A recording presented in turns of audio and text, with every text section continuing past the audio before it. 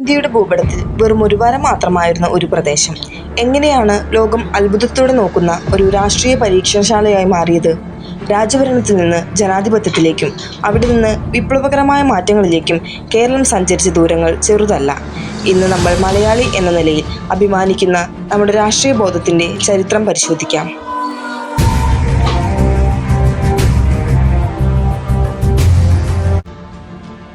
1956 November 1 Malabar, Kochi, Thiruvithamkoor ഭാഗങ്ങൾ ചേർന്ന് കേരള രൂപീകൃതമായി. 1957 നടന്ന തിരഞ്ഞെടുപ്പ് ചരിത്രമായി. ലോകത്തിലാദ്യമായി ബാലറ്റിലൂടെ ഒരു കമ്മ്യൂണിസ്റ്റ് സർക്കാർ അധികാരത്തിൽ വന്നു. EMS സർക്കാരിൻ്റെ ഭൂപരിഷ്കരണവും വിദ്യാഭ്യാസ ബില്ലും മാറ്റങ്ങൾക്ക് വിത്തുവാക്കി. എന്നാൽ 1957 വിമോചന സമരം എന്ന പ്രക്ഷോഭത്തിലൂടെ കേന്ദ്രം ഈ സർക്കാരിനെ പിരിച്ചുവിട്ടു. 60കൾ കേരള രാഷ്ട്രീയത്തിൽ വലിയ മാറ്റങ്ങളുടേതായിരുന്നു. 1964 കമ്മ്യൂണിസ്റ്റ് പാർട്ടി രണ്ടായി പിളർന്നു. കോൺഗ്രസിനുള്ളിൽ തർക്കങ്ങൾ മൂലം കേരള കോൺഗ്രസ് രൂപം കൊണ്ടു. ഈ പിളർപ്പുകളാണ് പിന്നീട് കേരളത്തിൽ മുന്നണി രാഷ്ട്രീയം എന്ന ആശയത്തിന് അടിത്തറയിട്ടത്.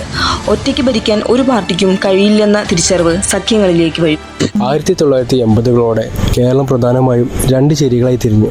കോൺഗ്രസ് നയിക്കുന്ന UDFും CPIM നയിക്കുന്ന LDFും. 5 വർഷം കൂടുമ്പോൾ ഭരണം മാറുന്ന ഒരു രീതി കേരളം ശീലിച്ചു. ഇത് ഭരണാധികാരികളെ ജനങ്ങളോട് കൂടുതൽ ഉത്തരവാദിത്തമുള്ളവരാക്കി. ഈ കാലഘട്ടത്തിലാണ് ജനകീയാസൂത്രണം പോലുള്ള വികേന്ദ്രീകരണ പദ്ധതികൾക്ക് കേരളം തുടക്കമിട്ടത്. 19ാം നൂറ്റാണ്ടിലേക്ക് എത്തിയപ്പോൾ രാഷ്ട്രീയം കൂടുതൽ സാങ്കേതികവും വികസന കേന്ദ്രീകൃതവുമായി. 2016 മുതൽ കേരള രാഷ്ട്രീയത്തിൽ പുതിയ മാറ്റങ്ങൾ കണ്ടു തുടങ്ങി. 2021 4 പതിറ്റാണ്ടിലെ ചരിത്രം തിരുത്തിക്കൊണ്ട് LDF തുടർച്ചയായി 2ാം തവണയും അധികാരത്തിലെത്തി. BJP പോലുള്ള മൂന്നാം ശക്തികളുടെ കടന്നുവരവും പ്രാദേശിക കൂട്ടായ്മകളുടെ സാന്നിധ്യവും ഇലക്ഷൻ പോരാട്ടങ്ങളെ കൂടുതൽ കടുപ്പമുള്ളതാക്കി മാറ്റുകയും ചെയ്തു. ചർച്ചകളും പ്രതിഷേധങ്ങളും വിയോജിപ്പുകളുമാണ് കേരള രാഷ്ട്രീയത്തിന്റെ കരുത്ത്. ഇനിയും ഒരുപാട് പോരാട്ടങ്ങൾക്കും മാറ്റങ്ങൾക്കും നമ്മുടെ കൊച്ചു കേരളം സാക്ഷ്യം വഹിക്കും.